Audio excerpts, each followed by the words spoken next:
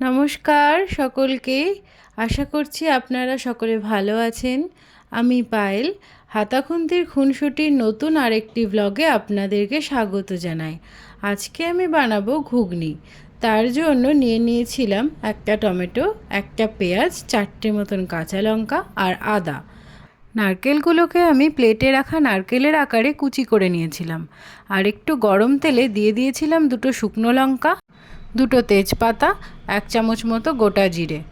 এই মশলাগুলোকে তেলের মধ্যে একটু নেড়ে চেড়ে নিয়ে অ্যাড করে দিলাম চপ করে রাখা নারকেলের টুকরোগুলোকে।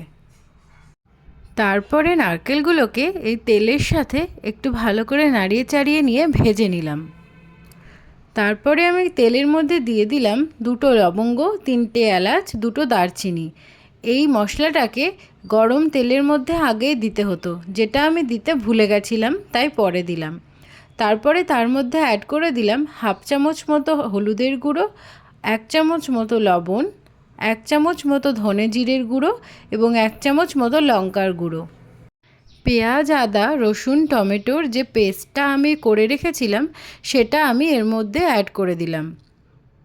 এই মশলাটাকে নারকেলগুলোর সাথে অ্যাড করার পরে একটু ভালো করে নেড়ে চেড়ে নিলাম এবং এটাকে একটু কষতে দিতে হবে কিছুক্ষণ।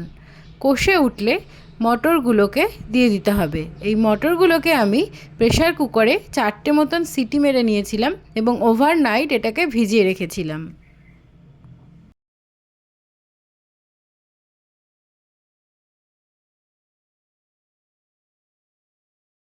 এই যে আমার ঘুগনিটা ফুটে উঠতে শুরু করেছে। আর ঘুগনিটা যখন হয়ে গেছে তখন তার মধ্যে 1 চামচ মতো গরম মশলার গুঁড়ো অ্যাড করে দিলাম, সাথে চপ করে রাখা ধনেপাতাগুলোকেও অ্যাড করে দিলাম। আর রেডি হয়ে গেল আমার আজকের ঘুগনি। এটাকে আমি সার্ভ করেছিলাম গরম গরম লুচির সাথে। আমার এই ভিডিওটি আপনাদের ভালো লেগে থাকলে অবশ্যই আপনারা এটি বাড়িতে ট্রাই করবেন, আর সাথে আমার ভিডিওতে একটা লাইক, কমেন্ট, শেয়ার ও আমার চ্যানেলটি সাবস্ক্রাইব করে নেবেন। দেখা হচ্ছে আপনাদের সাথে আবার পরবর্তী ভিডিওতে। ততক্ষণে সকলে ভালো থাকবেন, সুস্থ থাকবেন, সাবধানে থাকবেন।